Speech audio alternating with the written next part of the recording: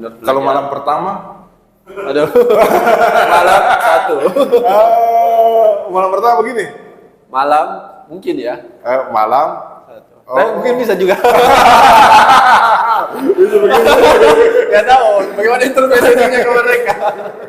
Saya spill sedikit ya, saya disponsori oleh salah satu pengusaha Gaharu untuk datang ke sini. Siapa kan? Pengusaha Gaharu, namanya Pak Haji Andre. Nanti Pak Haji Andre, dia ada salah satu sultan di Sengkang. Oh iya, nanti main-main ke sini, Pak Haji. Sekarang saya bertemu dengan Muhammad Taufik, Iya. SSI, atau sudah dokter? Belum. Oh belum, iya. Beliau adalah salah satu founder di Cafe Tulus, cafe yang unik di Kota Makassar, Sulawesi Selatan, Indonesia. Tadi saya datang, saya kira Anda belum ada di atas. Di atas ada ruang meeting, studio juga. Oh, ruang meeting studio di atas, Iya. ternyata. Saya awalnya mengira bahwa ini adalah cafe khusus untuk orang-orang yang tunarungu. Ternyata ini terbuka untuk umum. Jadi Sapo, pemirsa yang ada di Kota Makassar atau ada di sekitar Kota Makassar, datang di Kota Makassar, belum pernah datang ke sini, sayang sekali ya, karena di sini unik. Kita pakai bahasa isyarat, jadi kita pakai bahasa-bahasa begini, pakai bahasa-bahasa begitu tadi. Ya. Tapi ternyata ada, apa istilahnya, ada apa bahasanya ini? Ada kertas yang bisa kita tulis ketika kita memesan minum atau apa. Jadi jangan khawatir. Jadi di sini komunikasinya gampang. Kita langsung saja ke Muhammad Taufik. Muhammad Taufik SSI juniorku ini pemirsa. Jadi masih bisa aku kasih keng. Oke Sapo, kita langsung saya tanya ke beliau. Apa sebenarnya yang melatar belakangi Anda membuat kafe seperti ini? Sebelumnya saya beritahu dulu sedikit tentang kebudayaan teman tuli. Mereka jauh lebih suka disebut teman tuli dibanding dengan tunarungu. Kenapa? Mungkin karena tunarungu kesannya seperti memiliki kekurangan begitu.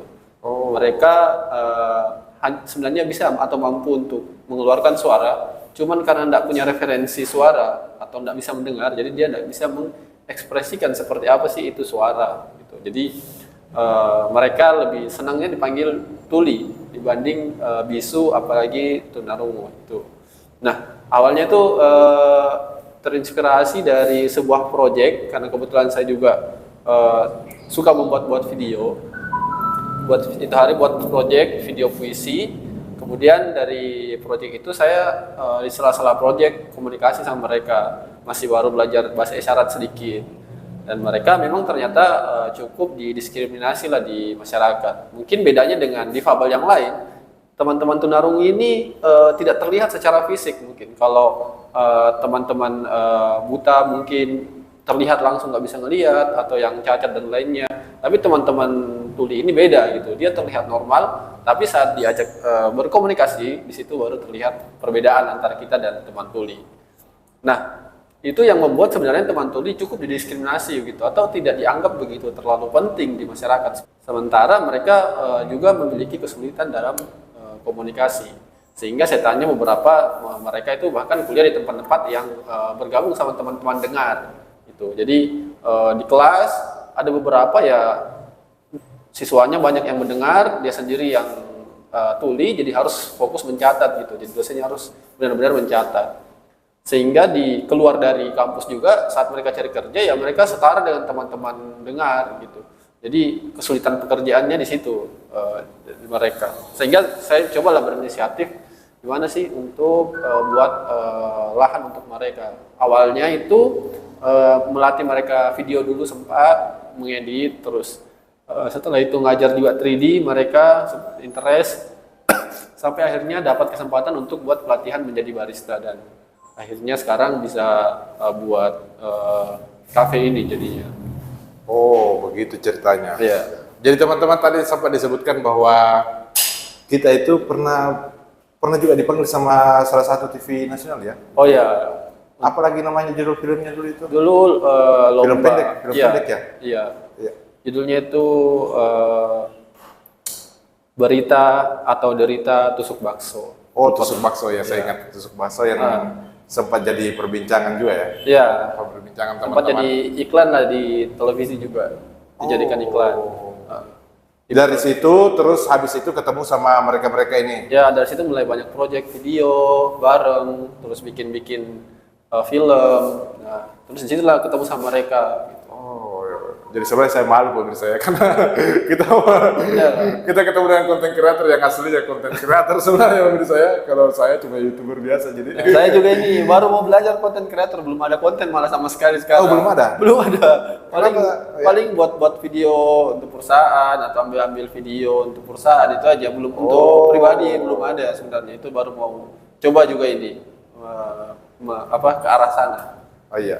Jadi teman-teman sebenarnya kita dibantu juga oleh teman kita dari videografer juga ya, Iya. Kak Teguh. Iya. Ya salah satu, nggak blur juga. Ya, selebes Oh, iya. fotografer. Fotografer dan videografer juga. Iya. Ya juga biasa bikin video. Kak Teguh, kita kembali ke topik saja lagi ya. Ya. Topik. Waktu pertama kita panggil mereka ke sini, bagaimana caranya komunikasi atau memang sudah intens komunikasinya? Nah, setelah kemarin buat video pelatihan film sama mereka, 3D dan sebagainya, itu udah mulai sedikit belajar tentang bahasanya teman-teman tuli. Nah, setelah itu karena mungkin memang didukung juga akhirnya sama banyak instansi, akhirnya kita punya kesempatan untuk membuat pelatihan barista untuk teman-teman tuli. Jadi yang dilatih dulu itu lebih dari 10 orang, mungkin kisaran 20 gitu. Ya. Kita latih, setelah dari pelatihan itu baru kita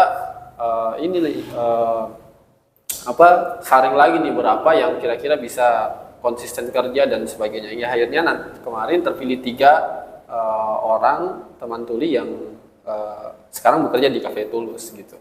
Oh, jadi ini ternyata dilatih oleh bantuan dinas. Ya, ada beberapa instansi yang membantu Instansi. untuk terbentuknya kafe ini. Dari kelas film itu sendiri juga, dari instansi dan beberapa teman-teman sih yang terlibat. Tapi gajinya mereka UMR, Gajinya mereka belum UMR. belum UMR, karena kayak masih UMKM ya. Iya, masih belum dapat untuk di revenue kafenya juga belum. Oh. Mungkin kalau sudah memenuhi target tiap bulannya mereka bisa saja gitu. Iya, jadi Sapo tempatnya nanti saya kirim di deskripsi ya, Ya, lokasinya. ada linknya nanti. Iya. Terus apa lagi ya? Apakah tidak pernah ada kejadian? Misalnya kalau ada pengunjung datang di sini tidak tahu, oh ternyata di sini Cafe Tuli, terus ada semacam dia tertawa, apakah membuat tersinggung ini atau sudah terlatih ini teman-teman yang di dalam ini teman-teman tuli kita? Nah, oke. Nah itu keunikan dari teman-teman tuli juga sebenarnya ada beberapa yang cukup sensitif ya. Oh ada yang sensitif. Iya, kalau kita kayak ngomong aja Jadi sebelahnya, tadi di depan, saya bingung apakah saya langsung masuk. Saya takutnya nanti salah kode, terus salah paham, terus saya tertawa. Iya, iya. Nanti kira diceritai atau ditertawakan dia. Ya. Enggak ya, kalau yang teman-teman yang bekerja di Cafe Tulus ini dia udah bagus lah. Sudah bagus berpikirnya, mentalnya. mentalnya juga udah mengerti lah karena udah ketemu dengan berbagai orang tiap hari gitu. Iya. Tapi ada beberapa memang teman tuli yang tidak terlalu komunikasi sama teman dengar kita sebutnya. Iya. Nah, itu kadang cukup sensitif dengan hal-hal seperti itu. Itu. Jadi ya kita mungkin perbedaan yang paling signifikan dari kita dan teman tuli adalah bagaimana cara menerima informasi. Kita mungkin bisa selalu banyak menerima informasi tiap harinya karena kayak nonton video dan baca buku. Yang dominan lah sekarang video tuh, jadi sumber informasi kita. Jadi kita seolah mungkin informasi atau data yang kita terima ini sekarang mungkin sudah 10, mereka masih 5 gitu karena tidak semua yang kita terima diterima oleh mereka juga. Gitu. Jadi cara berpikirnya pun mungkin beberapa tuh yang mungkin umurnya sudah 20-an atau 30-an bahkan dia bersikap atau berperilaku seperti anak-anak umur 15 tahun dan sebagainya. Ini tuh faktor informasi juga yang diterima gitu atau komunikasinya mungkin yang kurang dengan orang lain itu. Jadi orang-orang teman-teman tulis seperti itu kadang yang agak mudah tersinggung. Tapi overall sebenarnya yang sudah ada di sini, yang sering bergabung di sini, yang sering datang main ke sini kan dominan juga yang datang ke sini adalah teman tuli. Mereka udah aware dan menerima teman-teman dengar gitu. Meskipun kita tertawa dan sebagainya dia santai aja gitu. Oh, seperti itu. Jadi ternyata yang berkunjung juga di sini banyak orang teman tuli juga. Banyak teman tuli juga. Jadi Sapo dia lebih senang dipanggil teman tuli dibanding tunarungu. Betul. Dengan alasan bahwa kalau tunarungu itu dia kayak semacam penyakit atau kekurangan. Tapi bukan kayak kekurangan, disfungsi saja ya. Iya. Disfungsi maksudnya disfungsi dari kecil ya. Beda kalau misalnya sudah bisa ngobrol terus tiba-tiba tuli, iya, beda ya. Beda Karena terkadang juga saya bingung bicara sama orang yang begitu. Dia bisa ngomong tapi penangkapannya beda ya. Macam-macam. Ada yang ingin disampaikan sama teman-teman?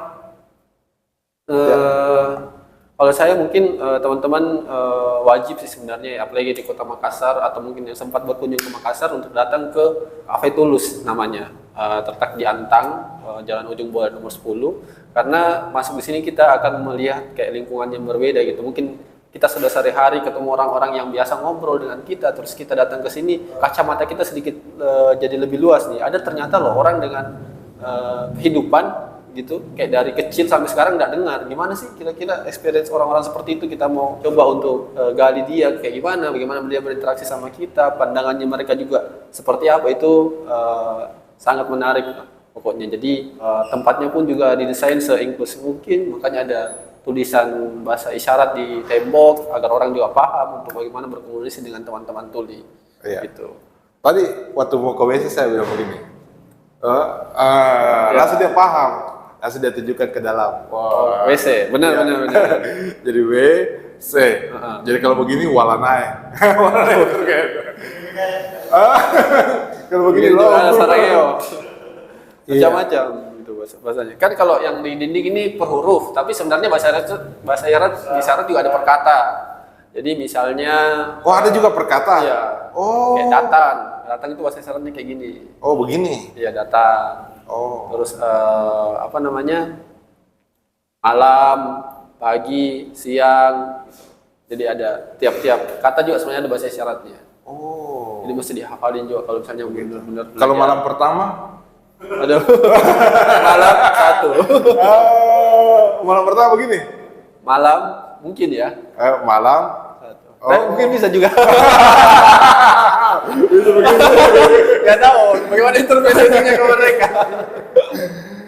Oke, Sapo. Jadi di sini umum ya, terbuka untuk umum. Terbuka untuk umum. Jadi jangan khawatir, siapa tahu Anda khawatir untuk membuat mereka tersinggung, tidak. Iya. Mereka sudah terlatih dan senang mereka kalau ada yang datang atau coba untuk berkomunikasi sama mereka. Dia mengerti kalau ini orang belum bisa bahasa isyarat tapi mau coba untuk berkomunikasi gitu. Dia akan aware dengan itu. Ada edukasinya juga ya, karena kita belajar bahasa. Iya, ini bahasa dunia sebenarnya, bahasa internasional ini, karena semua orang bisa. Benar. Iya. Satu bahasa. Dan tentunya anak-anak penyelam dan caving barangkali bisa lebih mengerti ya kalau datang di sini. Ya, itu. Jadi pakai bahasa isyarat tidak boleh, kan tidak bisa ngomong. Iya, begini kan juga dia kalau lagi terang. Trouble. Tidak. Beda. Kalau mau ke atas begini, bukan, sama. Beda. Oh, beda ya. Oke, cukup ya. Oke. Jadi Sapo, beliau ini adalah salah satu founder. Iya. Founder itu apa bedanya dengan owner? Founder itu penggagas atau yang punya ide. Iya, punya ide. Oh, yang punya ide. Jadi idenya itu ternyata berawal dari seringnya ada project film ya. Iya, Project video yang dikerjakan sehingga membuat hubungan emosional yang kuat dan membuatkan mereka tempat kerja. Iya. Tapi ada pemilik sahamnya juga ini atau bagaimana? Enggak, mereka pure kerja. Masalah manajemen dan sebagainya itu ditangani oleh saya dan ada satu teman namanya Zena. Oh, begitu. Jadi semoga teman-teman bisa support ya. Iya, datang. Kalau datang ke sini ya pasti juga bisa membuat berkembang usahanya ya. Benar. Atau mau buka cabang lagi di tempat lain? Insya Allah rencana kalau ada investor kita buka di daerah-daerah mungkin bagus juga gitu. Karena kan teman tuli itu nggak cuma di satu daerah gitu, banyak mungkin yang tempat-tempat lain mungkin yang belum terjamah. Oh, tapi rata-rata mereka sudah berkeluarga belum? Belum sih. Belum. Baru satu yang berkeluarga. Oh, baru satu. Yang mana yang cewek, jilbab hitam yang tadi? besar, ya. Oh, jilbab hitam tadi. Benar-benar. Oh, iya. Dia suaminya juga teman tuli. Tuli juga. Tapi itu bukan keturunan ya, bukan keturunan. Ada yang keturunan, jadi Ada. dia anaknya itu juga kayaknya tuli, tapi ada teman tuli yang sama-sama menikah sama teman tuli, anaknya bisa dengar. Oh. Jadi variasi mungkin entah kayak gimana juga sih secara biologisnya. Iya, iya. Tadi Teguh mungkin tahu ya, Teguh. Ya, ya kata gue mungkin bisa jelaskan Iya. secara Iya. biologis. Jadi saya spill sedikit ya, saya disponsori oleh salah satu pengusaha gaharu untuk datang di sini. Siapa kan? Pengusaha gaharu, namanya Pak Haji Andre. Nanti Pak Haji Andre, dia ada salah satu sultan di Sengkang. Oh iya, nanti main-main ke sini Pak Haji. Pak Haji Andre tadi kirim, nanti kamu kalau ke sana ini ada uang jalan. Jadi nanti saya harus bayar ini. Boleh ya? Oke, cukup Pak Taufik. Ya, terima kasih Kak. Ini bincang-bincangnya seru sekali bisa bertukar pikiran di kanal ini. Justru saya kagum ini. Ada junior yang lebih hebat dibanding kita ya. Dia Masing-masing punya ini ide yang luar biasa. Dan saya tunggu gebrakan berikutnya dan saya tunggu video karya-karya berikutnya lagi. Iya. Iya. Cukup ya? Ya. Terima kasih banyak. Oke. Wah, full kah? Ini itu tandanya terekam, Pak? Iya.